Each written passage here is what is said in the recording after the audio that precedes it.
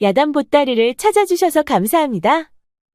구독, 좋아요, 알림 설정 꼭 눌러주세요. 옛날 조선 중기 성종 때 일찍이 서방을 잃은 유씨 부인이 있었습니다. 그녀는 시집와 3년도 안 되어 서방을 잃고 젊은 나이에 과부가 되었지요. 햇살이 따스한 어느 날 유씨 부인은 사랑채에 앉아 자수를 놓고 있었습니다. 그런데 그때 여종 순이가 헐레벌떡 달려왔지요. 아니, 왜 이렇게 호들갑을 떠는 것이냐? 순이는 헉헉거리던 숨을 진정하고 유씨 부인에게 말했습니다. 마님, 오늘 저녁부터 문간체에 새 유생이 들어오신답니다. 감사어른 소개로요. 유생이라 또 젊은 사람이겠지. 예, 21살이라 하더이다. 꽤 인물도 훤하다 하고요. 흥, 너는 어찌 그런 것만 본다더냐? 20살의 여종 순이는 이 집에서 일한 지 벌써 3년이 다 되었습니다. 그녀는 꼼꼼하고 성실의 유씨 부인이 신뢰하였지요. 그리고 그날 오후 대문 쪽에서 말발굽 소리가 나며 젊은 선비 하나가 대문 안으로 들어왔습니다. 선비 김도현은 준수한 외모와 온화한 품성을 지닌 양반이었지요.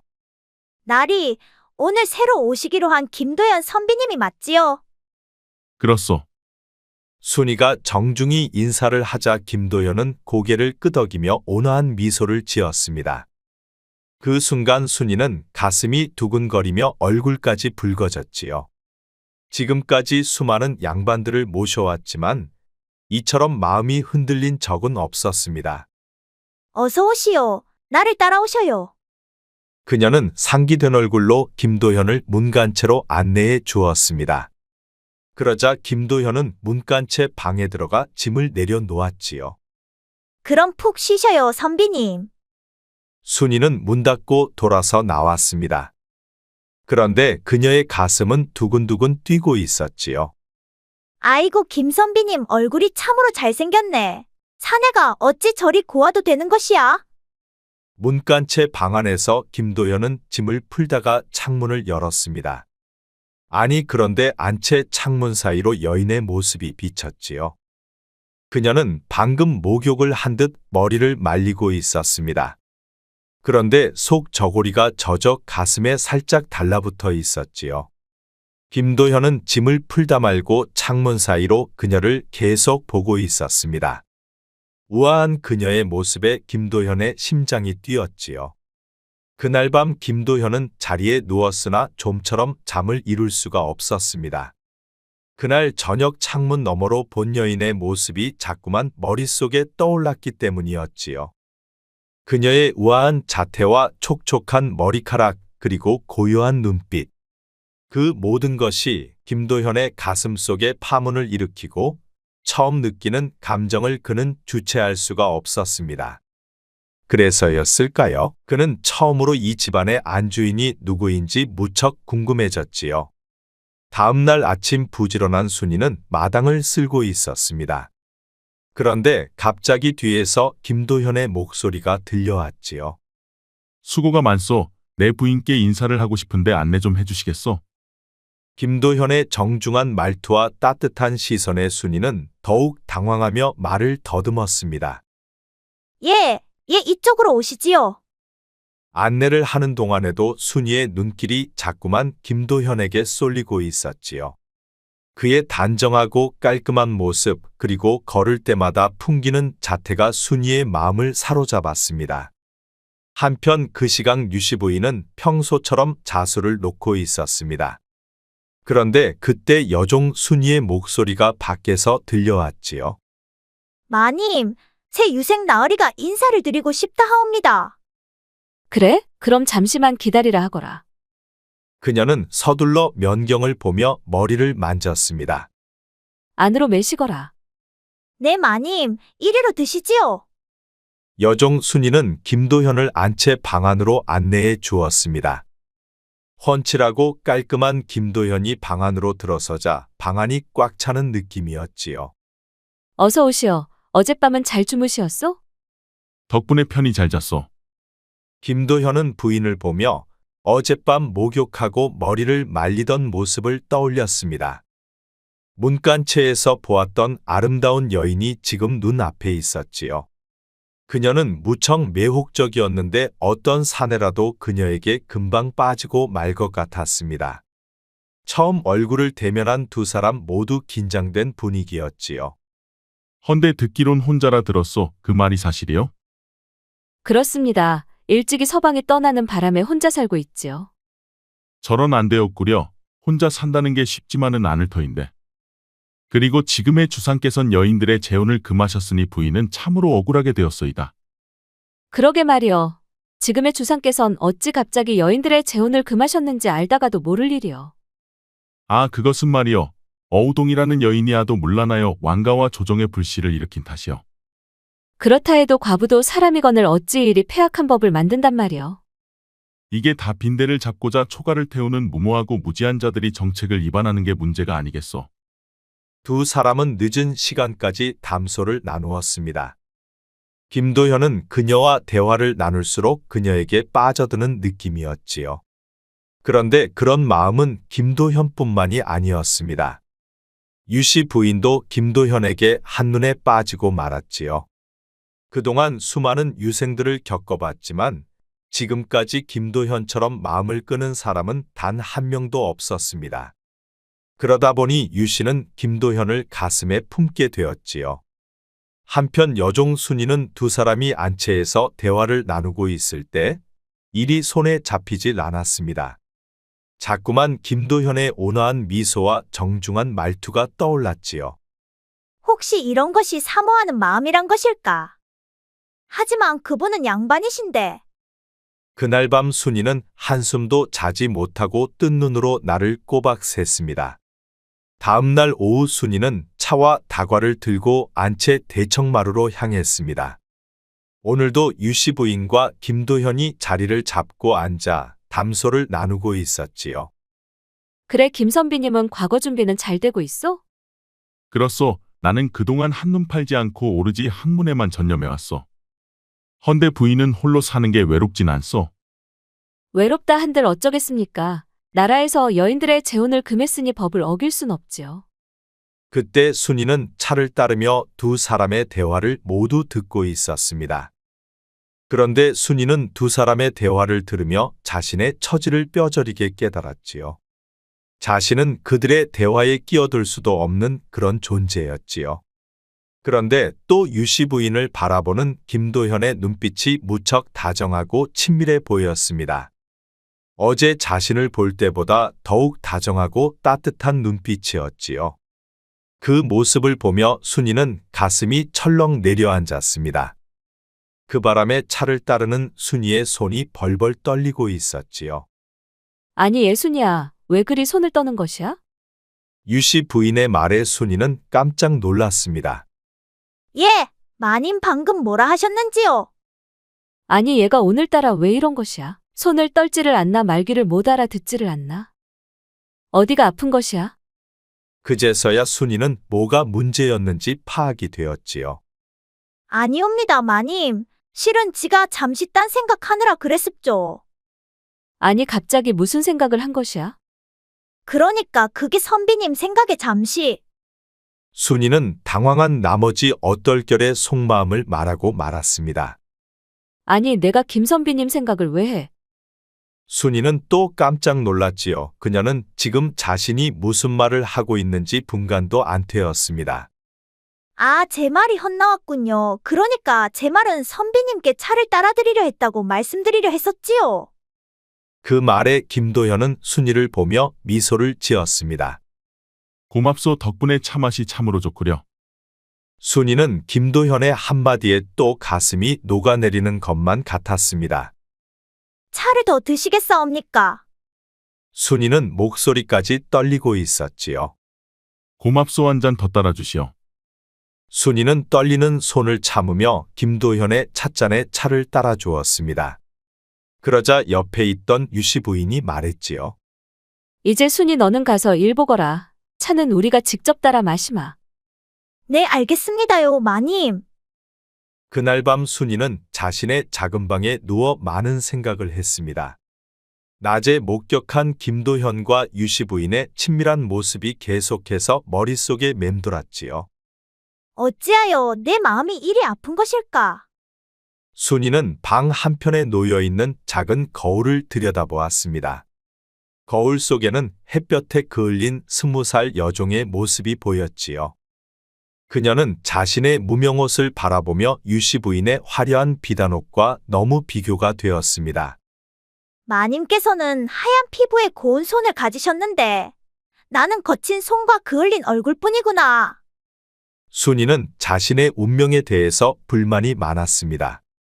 태어날 때부터 정해진 것이라 하지만 어찌하여 이리 불공평한 것일까? 같은 하늘 아래 태어났건만 어찌하여 이리 다른 것일까? 순이는 자신의 처지를 한탄하고 또 한탄했습니다. 하지만 신분이 다르다 하여 마음까지 다를 수는 없는 법. 김선비님께서 마음을 내게 줄 수도 있는 게 아닌가? 그리 생각한 순이는 자리에서 벌떡 일어나 창문을 열었습니다.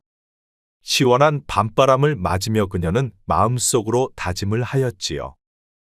그래, 나는 더 이상 내 운명에 순응하지 않을 것이야. 다음날 아침 순이는 평소보다 일찍 일어나 사랑채 주변을 청소했습니다. 그리고 문간채 김도연 신발을 가지런히 정리하고 마당의 낙엽을 깨끗이 쓸었지요. 그런데 그때 방문이 열리며 김도현이 나왔습니다. 순이 일은 아침부터 수고가 참 많소. 그 말에 순이의 가슴이 또 녹아내리는 듯 했지요. 순이는 뛰는 가슴을 감추고 다소곳이 말했습니다. 어젯밤 편안히 주무셨사옵니까? 혹시 불편한 것은 없으셨사옵니까? 덕분에 참 잘 잤소. 그렇다니 다행입니다. 그런데 선비님 잠시만 저를 따라오시겠습니까? 어디를 갈 것이요? 따라와 보시면 압니다. 순이는 용기 내어 김도현의 팔을 잡아 끌고 후원 연못으로 데려갔습니다. 유씨 부인은 아직 일어나기 전이었지요. 오 작고 예쁜 연못이 있었구려. 연못 속에는 거북이와 자라도 있사옵니다. 그리고 예쁜 금붕어도 살고 있지요. 선비님께서 공부하시다가 머리를 식히시기에는 이곳이 안성맞춤이 될 것이옵니다. 여중 순이의 말에 김도현이 미소를 지으며 고개를 끄덕였습니다. 저도 가끔 이곳에서 이야기책을 읽곤 하지요. 그 말에 김도현이 놀란 눈으로 순이를 보았습니다. 글을 아시오? 그저 조금 읽고 쓸 줄 압니다. 부끄러워 누구에게 말할 정도는 못 되지요. 김도현은 순이가 새롭게 보였습니다. 글을 읽고 쓸 줄 아는 하인은 거의 드물었지요.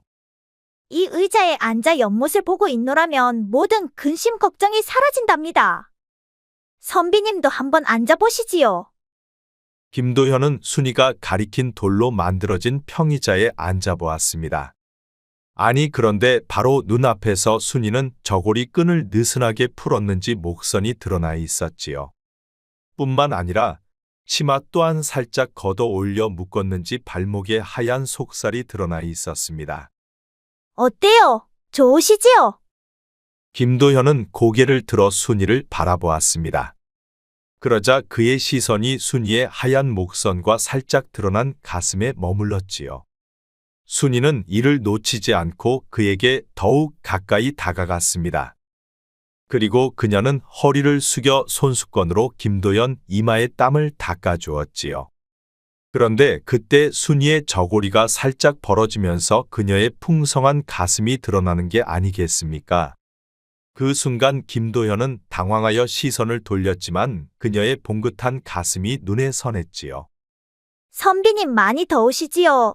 소녀가 선비님의 저고리를 좀 느슨하게 풀어드릴까요? 순이는 말을 끝내기도 전에 대담하게 김도현의 옷깃에 손을 뻗었습니다. 순이의 손길이 목덜미에 닿자 김도현은 온몸에 전율이 느껴졌지요. 그러자 당황한 김도현이 말했습니다. 아 아니요 괜찮소. 순이 그대가 너무 가깝구려. 김도현의 목소리는 떨리고 있었습니다. 순이는 그런 모습을 보며 자신의 매력이 통하고 있음을 확신했지요. 선비님께서 많이 더우신 것 같습니다. 제가 부채질을 해드리지요. 순이는 부채질을 하면서 자연스럽게 그의 곁에 더 바짝 다가가 앉았습니다. 순이의 체온과 은은한 향기가 김도연의 머리를 더욱 혼란스럽게 하였지요. 순이 그대는 다른 하인들과 참으로 다르오. 제가 어떤 점이 다르다고 생각하시는지요? 순이는 부채질을 멈추고 김도현의 눈을 정면으로 바라보았습니다. 그대는 눈빛이 다른 것 같소. 마치 나를 한 사람의 사내로 보는 것 같소. 그 말에 순이는 미소를 지었습니다. 바로 그녀가 원하던 바였지요. 선비님께서는 제겐 훌륭한 사내입니다. 높은 학문을 가졌음에도 마음씨는 온화하시니까요. 순이는 그렇게 말하며 김도현의 손을 살며시 잡았습니다. 그 순간 김도현은 온몸이 떨렸지요. 그는 지금까지 학문에만 정진했었습니다. 그러다 보니 연애 한번 못 해봤었지요. 하지만 순이, 우리는 신분부터 다르오. 선비님, 사람이 태어나는 것은 하늘이 정한 것이고 신분은 인간이 정한 게 아니겠습니까? 그러니 인간의 법도보다 더 중한 게 하늘의 뜻이 아닐런지요. 순이의 대담한 말에 김도현은 더욱 당황했습니다. 그녀의 말이 틀렸다고 볼 수는 없었지요. 하지만 우리가 속해 있는 곳은 인간 세상이니 인간의 법도를 따를 수밖에는 없지요. 김도현의 말에 순이는 서운했지만 그렇다고 내색은 하지 않았습니다. 앞으로 시간을 가지고 김도현의 마음을 차차 돌리면 되었으니까요. 두 사람은 유씨 부인이 일어날 쯤 하여 각자의 방으로 돌아갔습니다. 그런데 그날 오후 유씨 부인이 순이를 불렀지요. 예, 순이야. 오늘 저녁상에 술을 한 병 올려놓거라. 그리고 김선비님 밥도 같이 놓거라. 아니 마님, 어찌하여 외간사내와 한상에서 식사를 하시려 하는 것입니까? 여종 순이의 말에 유씨 부인이 흠칫 놀랐습니다. 아니, 예, 그런 것은 내가 물을 일이 아니지 않느냐. 어찌 도를 넘는 것이야. 지는 누가 보면 소문날까 겁이 나서 마님을 위해 말씀드리는 것이지요. 너만 입 다물면 누가 안단 말이냐. 여러 소리 말고 어서 저녁상이나 준비하거라. 여종 순이는 마님의 명인이 거역할 수도 없었습니다.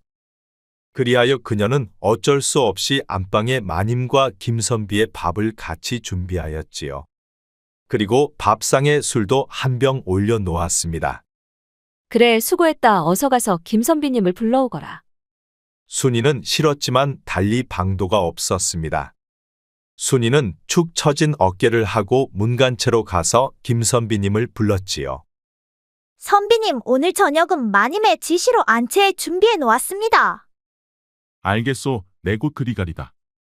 김도현은 옷매무새를 다듬고 안채로 향했습니다. 순이는 안방으로 들어가는 김도현을 보며 가슴이 아팠지요. 어서 오시오. 오늘은 특별히 술도 준비되었으니 한잔하시오. 고맙소. 그렇지 않아도 생각나던 참이었습니다. 유씨 부인은 김도현에게 술을 따라 주었습니다. 김도현은 술잔을 받아 쭉쭉 들이켰지요. 그렇게 몇 잔을 마셨을까? 무더운 여름날은 해가 져도 방 안 공기가 더웠습니다. 그런데 술까지 들어가니 몸에 열이 올라왔지요. 오늘 저녁은 유난히도 덥구려. 유씨 부인은 그렇게 말하면서 옷고름을 살짝 풀었습니다. 그러자 그녀의 봉긋한 가슴에 하얀 속살이 살짝 비추었지요. 많이 더우시면 방문을 좀 열어둘까요? 행여 누가 보면 오해할 수 있으니 방문은 열지 않는 게 좋을 것 같소. 유씨 부인은 그리 말하면서 김도현에게 술을 더 따라 주었습니다. 아니 그런데 유씨 부인의 의도와 다르게 김도현이 취기가 일찍 올라왔지요. 그런데 그는 취기가 올라오자 자꾸만 꾸벅꾸벅 졸고 있었습니다. 아니, 김선비님 졸리시는 게요? 김도현은 말이 없었습니다. 그는 이미 눈이 반쯤 감겨 있었지요. 아이고, 사내가 술이 이리 약해서야 어찌한담. 유씨 부인은 크게 실망한 눈치였습니다. 그녀가 기대한 것은 이게 아니었지요. 유씨 부인은 김도현 옆에 바짝 앉아 그의 팔을 잡고 흔들었습니다. 정신 차리시오, 김선비. 한번 졸기 시작한 김도현은 비몽사몽이었지요. 아니, 일부러 목욕까지 하고 준비하고 있었건만 이리 자버리면 어떡하느냔 말이오. 유씨 부인은 뜻대로 되질 않자 무척 속이 상했습니다. 급기야 그가 코까지 굴어대니 유씨 부인은 더 이상 할 수 있는 게 없었지요. 밖에 순이 있느냐? 네, 여기 있습니다요. 순이는 어디 가지 않고 방문 앞에서 방 안에 귀를 쫑긋 세우고 있었습니다. 들어와서 김선비님 좀 문간채로 옮겨드리거라. 네, 알겠습니다요, 마님. 순이는 얼른 방으로 뛰어 들어가 김도현을 부축했습니다. 그리고 그를 문간채로 데려가 방 안에 눕혀주었지요. 그러자 그는 곧바로 골아떨어져 잠이 들었습니다. 순이는 잠들어 있는 김도현의 얼굴을 유심히 바라보았습니다. 그의 얼굴은 잘 깎아놓은 조각 같았지요. 그녀는 자신도 모르게 김도현의 얼굴을 어루만졌습니다. 조각 같은 그의 얼굴에 손이 닿는 순간 순이의 온몸에 전율이 흘렀지요. 그 순간 순이는 자신도 모르게 잠들어 있는 김도현의 입에 자신의 입술을 갖다 댔습니다. 그러자 그녀의 온몸이 붉게 달아오르며 곧바로 반응을 하였지요. 어쩜 잠들어 있는 모습도 이리 멋있는 것일까? 순이는 김도현의 겉옷을 벗겨 벽에 걸었습니다. 그리고 속옷만 남기고 바지도 벗겼지요. 그 순간 순이의 심장이 요동치기 시작했습니다. 김도현을 벗겨놓은 순이는 가슴 속 깊이 끓어오르는 욕정을 주체할 수가 없었지요. 순이는 그러한 감정을 처음 느껴보았습니다. 그녀는 한참 만에야 시원한 모시적삼을 꺼내와 그에게 입혀주었지요. 김도현에게 모시적삼을 입혀놓고도 순이는 한동안 그 이방을 떠나지 못했습니다. 그러다 새벽녘이 되어 꾸벅꾸벅 졸다가 김도현의 가슴에 기대어 잠이 들어버렸지요. 그런데 새벽이 되어 소피가 마려운 김도현이 잠에서 깨어났습니다. 잠에서 깬 김도현은 자신의 가슴에 기대어 잠들어 있는 순이를 보고 깜짝 놀랐지요. 더군다나 자신이 입었던 옷은 벽에 걸려 있고 자신에게는 모시적삼이 입혀 있었습니다. 적잖이 놀란 김도현이 몸을 일으키려 하자 순이가 눈을 떴지요. 어머, 내가 깜박 잠들었군요. 그 순간 두 사람의 눈이 마주쳤습니다. 그러자 순이는 충동적으로 김도현에게 입을 맞췄지요. 김도현은 깜짝 놀랐습니다. 하지만 순이의 따뜻하고 부드러운 입술에 마음이 녹아내렸지요. 순이, 우리는. 순이는 손으로 김도현의 입을 막았습니다. 쉿, 아무 말도 마세요. 오늘 밤만은 신부는 잊어주세요. 그저 한 남자와 한 여자로만. 적극적으로 달려드는 순이의 손길에 김도현은 더 이상 저항할 수가 없었습니다. 결국 그도 순이를 끌어안고 말았지요. 그렇게 그날 새벽 두 사람은 둘 다 첫 경험을 치르고 말았습니다. 순이는 지금까지 억눌러왔던 감정을 실컷 분출하였지요. 순이는 김도현의 품에서 꿈에 그리던 행복을 느꼈습니다.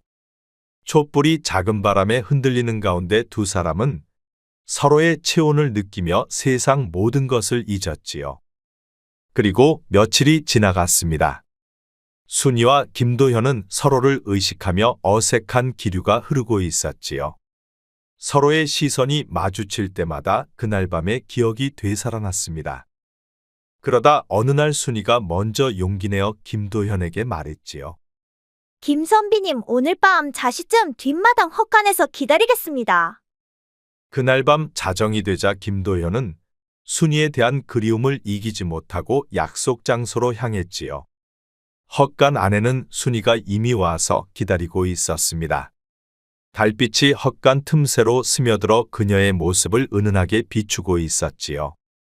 선비님 오셨군요. 혹시 오시지 않을까 걱정했사옵니다. 순이, 우리가 이렇게 만나는 것이 과연 옳은 일일까? 김선비님, 저는 그날 밤 이후로 계속 생각해 보았습니다. 우리의 신분이 다르고 이 사랑이 위험하다는 것을 알고 있습니다. 하지만 제 마음은 바뀌지 않았습니다. 아니, 오히려 더욱 확고해졌지요.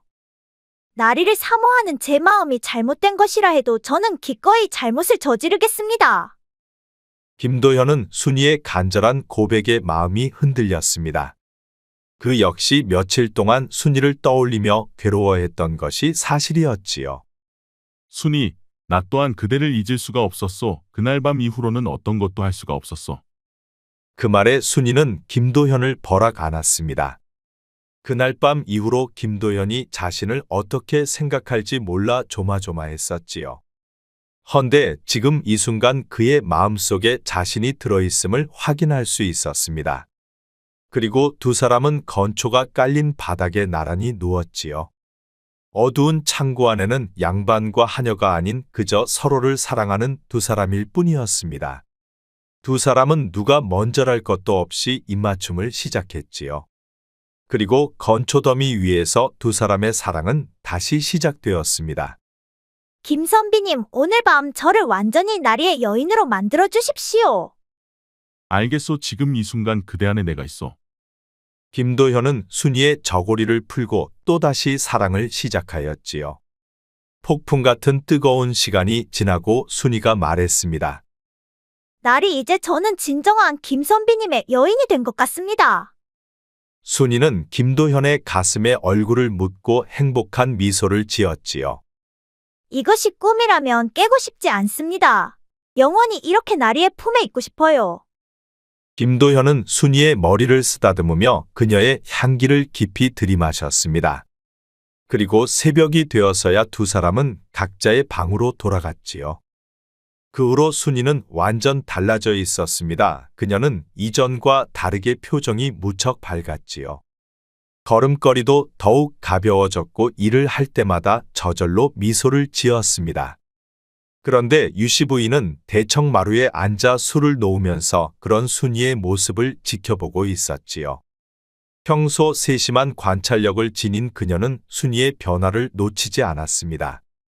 순이야, 요즘 기분이 좋아 보이는구나. 무슨 좋은 일이라도 있었느냐? 아, 아닙니다, 마님. 그저 날씨가 좋아서 그렇습니다. 순이는 당황하며 고개를 숙였습니다. 하지만 유씨 부인의 예리한 눈빛은 순이의 표정 변화를 놓치지 않았지요. 그런데 그때 김도현이 정원을 거닐며 나타났습니다. 순이는 그를 보자마자 얼굴이 붉어지며 얼른 시선을 피했지요. 하지만 그 순간을 유씨 부인이 모두 지켜보았습니다. 순이야, 김 선비님을 보고 왜 그리 당황하느냐? 그런 것이 아닙니다, 마님. 그저 갑자기 나타나셔서 놀란 것뿐입니다. 유씨 부인은 순이의 변명을 들으며 뭔가 의심스러웠습니다. 그녀의 예리한 직감이 두 사람 사이 뭔가 있다고 말하고 있었지요. 김도현이 대청마루로 올라오자 순이는 더욱 어색해했습니다.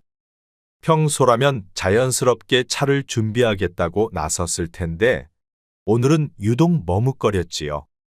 부인 안녕하시오. 오늘도 참으로 덥구려. 그렇구려. 순이야, 어서 차를 내오거라. 예, 마님. 순이가 차를 준비하는 동안에도 유씨 부인은 김도현을 예리하게 관찰했습니다. 김도현이 순이를 바라보는 시선이 예전과 달랐고 순이 역시 김도현 앞에서 유독 긴장하는 모습을 보였지요. 김 선비 내 집에서 지내는 동안 불편한 것은 없소. 덕분에 매우 편안하게 잘 지내고 있습니다. 특히 집안 사람들이 모두 친절하여 감사할 따름입니다. 그런데 김도현이 집안 사람들이라고 할 때 순이를 살짝 보는 것을 유씨 부인은 놓치지 않았습니다. 그렇구려. 순이가 특히 세심하게 잘 돌봐주고 있는가 보. 그 말에 차를 따르던 순이와 김도현 모두 순간 당황했습니다. 그런데 그런 두 사람의 작은 변화도 유씨 부인은 놓치지 않았지요. 마님, 저는 그저 제 본분을 다했을 뿐입니다. 순이는 참으로 성실하더이다. 부인께서 잘 가르치신 덕분이겠지요. 해가 저물어가자 김도현은 자리에서 일어났습니다. 그럼 저는 이만 일어나겠소. 아직 공부할 게 남아있으니. 그러시오. 그리고 내일 밤은 안채에서 저녁을 드시오. 알겠소. 고맙소이다. 김도현과 순이가 떠나자 유씨 부인은 깊은 생각에 잠겼습니다. 그녀의 예리한 직감은 무언가 심상치 않았지요. 혹시 순이와 도연 사이에 무언가 있는 것은 아닐까? 내 직감은 틀린 적이 없었는데.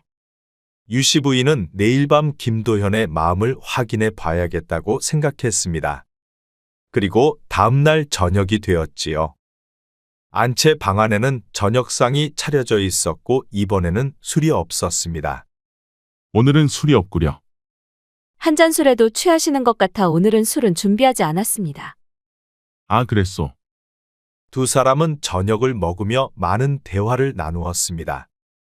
그 속에는 학문적인 내용들도 많았지요. 순이는 안방 밖에서 귀를 쫑긋 세우고 두 사람의 대화를 모두 듣고 있었습니다. 마님께서 저리 학문이 높으시니 내가 과연 마님과 경쟁을 할 수 있을까? 순이는 속으로 걱정되기 시작했습니다. 마님도 김선비를 가슴에 품은 것 같아 안절부절하였지요. 한편 식사를 마친 두 사람은 미리 준비한 차를 마시며 대화를 나누었습니다. 그들의 대화는 끝없이 이루어졌지요. 그리고 밤이 깊어지자 유씨 부인은 서서히 본색을 드러냈습니다. 그녀는 덥다며 겉옷을 벗고 속적衫만 입은 채 아름다운 몸매를 드러냈지요. 그리고 그녀는 속적삼 치마를 허벅지까지 들어올렸습니다. 그녀의 피부는 무척 희고 고왔고 순이의 겉보다 훨씬 매혹적이었습니다. 김선비 이리 와 내 등 좀 주물러 주시오. 요즘 신경 좀 썼더니 등 근육이 굳었구려. 아, 알겠소. 김도현은 유씨 부인 뒤로 가서 그녀의 등을 주물렀습니다. 희고 고운 피부가 무척이나 부드러웠지요. 그러다 보니 김도현은 어느새 온몸이 뜨거워져 있었습니다. 그의 변화를 느낀 유씨 부인이 갑자기 돌아앉아 김도현을 자리에 벌렁 눕혔습니다. 그리고 그녀는 김도현의 배 위로 올라갔지요. 그녀는 능숙한 손놀림으로 김도현의 몸을 어루만졌습니다. 그러자 최고조로 흥분된 김도현이 참지 못하고 그녀를 다시 자리에 눕혔지요. 그리고 김도현은 불도저처럼 일방적으로 그녀를 몰아붙였습니다. 한편 밖에서 귀를 쫑긋 세우고 있던 순이는 가슴이 터질 것만 같았습니다. 자신이 사랑하는 사람이 지금 이 순간 마님과 사랑을 나누고 있었지요. 마님의 신음소리는 방문을 뚫고 나와 순이의 귀 속으로 들어왔습니다. 순이는 가슴이 터질 듯 아팠지만 할 수 있는 게 하나도 없었지요. 그녀는 자신의 방으로 돌아와 이불로 얼굴을 덮고 하염없이 울었습니다. 그런데 그렇게 시작된 두 사람은 다음 날도 방문을 걸어 잠그고 또 사랑을 나누었습니다. 그러자 도저히 참을 수 없던 순이는 다음 날 아침 일찍 유씨 부인을 찾아갔지요. 마님, 할 말이 있습니다. 그래 무슨 일이냐? 순이는 깊은 숨을 들이마시고 평생 한 번도 해본 적 없는 말을 쏟아냈습니다. 그것은 주인에게 정면으로 맞서는 것이었지요. 마님, 더 이상 김선비님을 유혹하지 말아 주십시오. 저도 더 이상 참을 수 없습니다. 유씨 부인은 순이의 예상치 못한 말에 무척 당황했습니다. 하녀가 주인의 사생활에 대해 이런 식으로 함부로 말하는 것은 상상할 수도 없는 일이었지요. 아니 순이야 지금 무슨 말을 하는 것이냐? 내가 감히 주인의 일에 대해 뭐라 말하는 것이야. 마님, 저는 김선비님을 사랑합니다. 순이의 고백에 유씨 부인은 크게 경악했습니다. 하녀가 양반 남성을 사랑한다고 당당히 말하는 것 자체가 무척 충격이었지요. 뭐라고? 내가 지금 무슨 말을 하는 것이냐? 분수를 모르는 것도 정도가 있는 법이다. 분수요? 사랑에 무슨 분수가 있습니까? 저도 한 사람의 여자로 김선비님을 사모할 권리가 있습니다. 순이의 대담한 발언에 유씨 부인은 분노로 얼굴이 울그락불그락 붉어졌습니다. 마님께서는 김선비님을 욕정의 대상으로만 생각하시지만 저는 진심으로 그분을 사랑합니다. 야, 이 미친 계집아! 내가 지금 무슨 소리를 하는 것이냐? 하녀 주제에 감히 주인과 같은 남자를 사랑한다고? 그런데도 순이는 유씨 부인의 분노에 굴복하지 않았습니다. 오히려 더욱 당당하게 그녀와 맞섰지요. 그렇습니다. 김선비님과 저는 서로 사랑하는 사이입니다.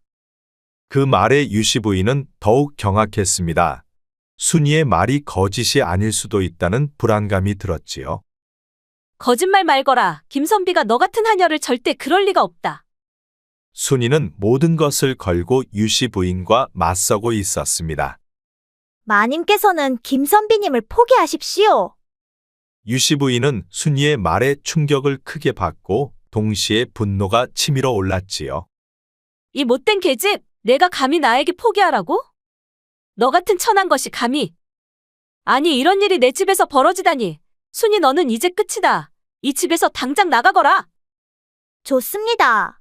하지만 더 이상 김선비님을 유혹하지 말아 주십시오. 순이는 마지막 말을 남기고 당당하게 방을 나갔습니다. 유씨 부인은 그 자리에 주저앉아 분노와 충격으로 온몸을 떨었지요. 순이가 떠난 후 유씨 부인은 한동안 분노와 충격에서 벗어나지 못했습니다. 하녀가 자신에게 그런 식으로 도전한 것도 큰 충격이었지만 김도현과 순이 사이에 정말로 무언가 있을 수도 있다는 생각이 그녀를 더욱 분노케 하였지요. 감히 하녀 주제에 나에게 그런 말을 하다니. 유씨 부인은 자리에서 일어나 방안을 서성이며 순이를 어떻게 할지 생각했습니다. 이런 일을 당하고 절대 그냥 넘어갈 수는 없었지요. 저런 버릇없는 계집을 그대로 두면 다른 하인들까지 버릇이 없어질 것이야. 본보기로 삼아야 해. 유씨 부인은 즉시 집안의 다른 하인들을 불러 모았습니다. 순이는 오늘부로 내 집에서 쫓겨날 것이다. 유씨 부인의 말에 하인들은 모두 고개를 숙였습니다. 그들은 순이를 걱정하면서도 자신들의 처지가 위험해질까 두려워했지요. 그리고 마을에 소문을 내거라. 순이라는 계집은 주인을 배신하고 집안을 어지럽힌 나쁜 년이라고. 그리고 어느 집에서도 그년을 받아주지 말라고 꼭 전하거라. 한편 순이는 뒤채에 자신의 방에서 유씨 부인이 다른 하인들에게 하는 말을 들었습니다. 마을에서 쫓겨나면 어디서 살아간단 말인가? 순이는 자신이 저지른 일의 심각성을 깨달았습니다. 조선시대 사회에서 양반과 여주인의 분노를 산다는 것은 사회적 죽음을 의미했지요. 그런데 그때 다른 여종 월이가 조심스럽게 방으로 들어왔습니다. 순이야, 정말 큰일이다. 마님께서 너를 마을에서 완전히 매장시키려고 해. 도대체 무슨 일이 있었던 거니? 마님께서 어쩌다 그렇게 화를 내시는 거야? 순이는 월이에게 자신이 유씨 부인에게 한 말을 모두 털어놓았습니다. 그 말을 듣고 월이는 깜짝 놀랐지요. 아니, 정말로 마님께 그런 말을 했다고? 김선비님을 사랑한다고? 그래, 더 이상 참을 수 없었어. 그를 마님께 빼앗기고 싶지가 않았거든. 아이고, 이를 어쩌냐, 순이야. 이제 정말 큰일이구나. 내가 마님의 성격을 모르는 것도 아니고. 월이야, 혹시 김선비님께서 나를 구해주실까? 아니, 얘 김선비님도 양반이시잖아. 그가 마님과 맞서기는 어려우실 거야. 순이는 월이의 말에 더욱 절망스러웠지만 여전히 김도현에 대한 마지막 희망을 품고 있었지요. 그날 밤 순이는 자정이 넘어 김선비 방으로 들어갔습니다. 그리고 자고 있는 김선비를 깨웠지요. 아니, 순이가 아니냐? 아니, 지금 잠이 오십니까? 어찌 저를 구명해 주시지 않는 것입니까? 순이의 말에 김도현은 고개를 숙이고 한숨을 쉬었습니다. 내가 부인한테 한 말을 모두 들었다. 허나 내가 큰 실수를 한 것이야. 너와 나 사이는 우리 둘만의 비밀이 지켜졌어야 해. 이제 부인도 알게 되었으니 나는 더 이상 너를 감싸고 돌 수는 없게 되었다. 김선비 말에 순이는 숨이 막혔습니다. 그는 자신을 진정으로 사랑한 게 아니었지요. 그저 아무도 모르게 유의를 즐기는 대상으로만 생각한 것이었습니다. 순이는 울면서 그의 방을 나왔습니다. 가슴이 터질 듯 아파왔지요. 그날 밤 순이는 옷보따리를 들고 유씨 부인에게 세경도 받지 못한 채 그녀의 집을 나왔습니다. 그리고 그녀는 친구 월이의 부모님이 계시는 초가에 잠시 머물기로 하였지요. 그리고 며칠이 흘렀습니다. 김도현에게 배신당해 크게 상처받은 순이는 결국 그들에게 복수하기로 다짐했지요. 순이는 붓과 종이를 사와 김도현과 유씨 부인의 불륜을 낱낱이 적었습니다. 심지어 날짜와 그들이 나눈 대화까지도 세세히 적었지요. 그렇게 작성한 벽보를 장터 방을 붙이는 벽에 붙였습니다. 그러자 사람들이 몰려와 벽보를 보았지요. 아니 유씨 부인이 김선비와 그렇고 그런 사이라니 쯧쯧. 그러게 말이오. 나라에서 재혼을 그만이 혼인은 하지 않고 밤이서방을 만들어 놨구만. 사람들은 저마다 한 소리를 하였습니다. 이왕이면 내게도 연통을 주었으면 내가 만사 제껴놓고 달려갔었을 텐데 아쉽구만. 예끼 이 사람 그 입 조심하시게. 그래도 양반인데 괜히 경을 칠 일이 있나. 먹을 게 있고 먹어서는 안 되는 게 있는 것이라네. 어찌 자네는 그런 것도 모르는 것인가? 어느새 유씨 부인은 사회에 혼란을 초래하는 불륜녀가 되어 있었습니다. 그리고 김선비는 하녀를 겁탈하고 버린 파렴치한이 되었지요. 순이의 벽보는 순식간에 마을 전체로 퍼져나갔습니다. 그리고 곧 유씨 부인의 집까지 이 소문이 전해졌지요. 유씨 부인의 집에서는 소문을 들은 하인들끼리 웅성거리고 있었습니다. 이제 정말 큰일이 났구나. 이 소문이 관아까지 전해지면 난리가 날 터인데 이를 어쩌면 좋노?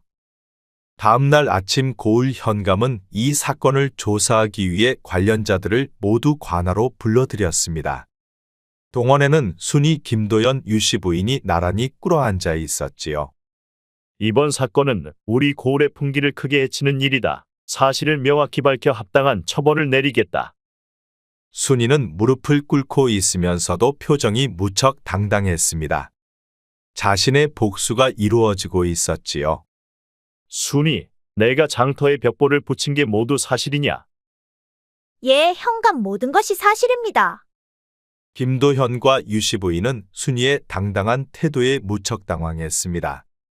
김도현, 순이의 말대로 내가 정말 하녀를 탐한 것이냐? 현감 그것은 김도현은 말을 제대로 잇지 못했습니다. 부인할 수도 없고 인정하기도 어려운 상황이었지요. 유씨 부인, 그대는 외간 남자를 끌어들여 사람들 몰래 관계를 맺었다는 것이 사실이냐? 현감 저는 그저 유씨 부인 역시 제대로 변명하지 못했습니다. 순이의 폭로가 너무나 구체적이고 사실적이었기 때문이지요. 너희들의 침묵은 곧 시인이다. 이렇게 파렴치한 일을 저지르고도 변명조차 제대로 하지 못하다니. 이제 지금부터 판결을 내리겠다. 먼저 순이는 주인을 모독하고 사회 질서를 어지럽힌 죄를 물어 곤장 10대를 명한다. 그리고 이 고을에서 추방하노라. 순이는 처벌을 받아들이면서도 표정엔 변화가 없었습니다. 그녀는 김도현과 유씨 부인에 대한 처벌이 궁금할 뿐이었지요. 김도현, 너는 양반으로서 도덕적 의무를 저버리고 하녀를 농락한 죄가 크다. 하여 조정에 보고하여 과거 응시 자격을 영원히 박탈하고 향후 관직 진출을 금하노라. 현감의 처벌에 김도현은 바닥에 주저앉았습니다. 현감 어찌 그렇게 가혹한 처벌을 하는 것이요? 조용히 하라. 그리고 유씨 부인, 그대는 과부로서 정절을 지키지 못했다. 하여 재산의 절반을 몰수하고 집 밖으로 나오지 말 것을 명하노라. 아니 현감. 죽어서야 밖으로 나온다는 것은 너무 가혹한 것이 아니요. 하지만 현감의 판결은 번복되지 않았습니다. 곧이어 순이는 관아 마당에서 곤장형을 받았습니다. 10대의 곤장이 그녀의 엉덩이를 내리쳤지만 순이는 신음소리 하나 내지 않았지요. 이 정도쯤은 김도현에게 받은 마음의 상처에 비하면 아무것도 아니야. 10대의 곤장을 받은 순이는 여전히 당당했습니다. 그녀는 자신의 복수가 만족스러웠지요. 순이는 이제 이 고을을 떠나거라. 그리고 다시는 이곳에 발을 들여놓지 말라. 그러하지요, 현감. 한편 김도현은 관직 진출의 꿈이 무너져 충격을 크게 받았습니다. 그리고 유씨 부인은 재산의 반을 빼앗기고 사회적 체면을 몽땅 잃었지요. 순이는 관아를 떠나면서 김도현과 유씨 부인을 마지막으로 바라보았습니다. 그들은 크게 낙심하여 축 처진 어깨를 하고 있었지요. 두 분도 이제 저와 같은 고통을 맛보시게 되었군요. 이 모든 게 인과응보입니다. 순이의 말에 김도현과 유씨 부인은 고개를 들지 못했습니다. 그들은 자신들의 행동이 불러온 결과를 뼈저리게 느끼고 있었지요. 순이는 그들을 뒤로하고 당당하게 관할을 떠났습니다. 그리고 10년이 흐른 어느 날이었지요.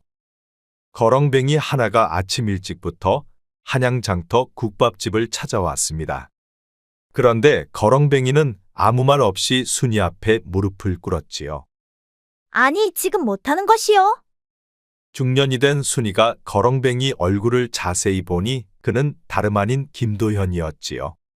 주모 순이는 곧바로 부엌으로 달려갔습니다. 그리고 바가지에 소금을 잔뜩 담아왔지요. 주모 순이의 바가지에 든 소금을 보고 김도현이 말했습니다. 그 소금 이리 주시오. 거지 김도현은 순이에게서 소금을 빼앗아 스스로 자신의 머리에 부었습니다. 미안하오. 이 말을 하기 위해서 그대를 찾아왔소. 김도현은 그리 말하고 쓸쓸히 돌아서 갔습니다. 돌아서가는 그의 뒷모습은 처량하기 그지없었지요. 김도현이 그리 된 것은 자신의 복수 때문이라는 생각이 들었습니다. 그러자 중년이 된 순이는 달려가 김도현을 붙잡았지요. 이리 나를 따라오시오. 순이는 거지 김도현을 데리고 주막 뒤쪽 안채로 데려갔습니다. 그리고 그를 씻기고 국밥을 챙겨주었지요. 순이는 고향 마을을 떠나와 갖은 고생 끝에 한양 장터에서 국밥을 팔았습니다. 그녀의 국밥은 입소문을 타고 날로날로 번창하였지요. 그리하여 그녀는 한양에서 제일 큰 국밥집을 운영하고 있었습니다. 한마디로 대박집이었지요. 밥 먹고 방에 들어가 한숨 주무시오.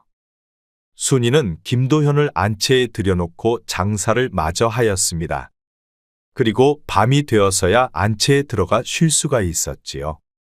이리 와보시오. 내가 어깨 좀 주물러 드리리다. 김도현은 순이 뒤로 돌아가 그녀의 어깨를 주물러 주었습니다. 근육이 많이 뭉쳤구려. 고생이 많소. 가만히 앉아만 있던 순이가 김도현을 보며 물었습니다. 그런데 10년 전 당신은 어찌하여 나를 버리고 마님을 선택한 것이오? 실은 그 당시 나도 사정이 딱했소. 그래서 거처가 필요해 그리할 수밖에 없었소. 그럼 나를 사랑은 했었소? 내 마음만은 당신에게 있었소. 헌데 몸을 의탁할 곳이 없어 어쩔 수 없이 유씨를 선택한 것이요.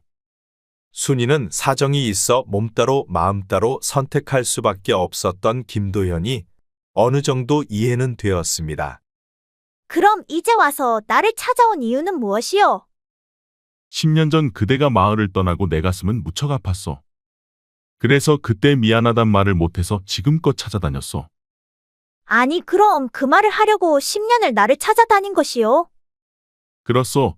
이제 내 속마음을 털어놨으니 내일 날이 밝으면 이곳을 떠나겠소. 그 말에 순이의 눈에 눈물이 맺혔습니다. 그리고 그녀는 김도현을 잡아들이고 그를 올라탔지요. 올 때는 마음대로 왔지만 갈 때는 마음대로 못 가시오. 어느새 순이는 김도현을 용서하고 있었습니다. 김도현은 그의 첫사랑이자 마지막 사랑이었지요. 그녀는 김도현 이후로 어떤 사내에게도 마음을 주지 않았습니다. 그녀 가슴에 김도현이 항상 남아있었기 때문이었지요. 어서 풀지 않고 못하고 있으시오. 순이는 달아올라 서두르고 있었습니다. 그리고 방 안에는 촛불이 꺼졌지요. 아, 그 큰 것으로 힘 좀 제대로 한번 써봐요. 그 다음은 무엇을 했는지 말 안 해도 잘 아시겠지요? 결국 순이는 김도현을 서방으로 받아들였습니다. 그가 비록 관직을 얻을 수는 없었으나 여전히 그는 순이에게 멋진 남자였지요. 그렇게 두 사람은 다시 하나가 되어 평생을 행복하게 잘 살았답니다. 사업에서 성공을 위해서는 좋은 파트너도 좋지만 절대 적을 만들지 말라는 말이 있습니다. 순이가 비록 힘없는 여종이었지만 그녀가 적이 되는 순간 그녀는 놀라운 일을 벌이게 되었지요.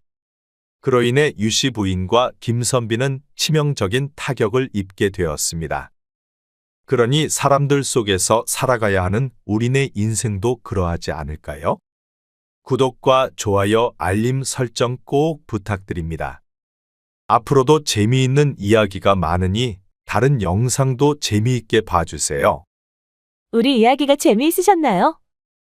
그럼 여러분 모두 오늘도 행복하고 즐거운 시간 되세요.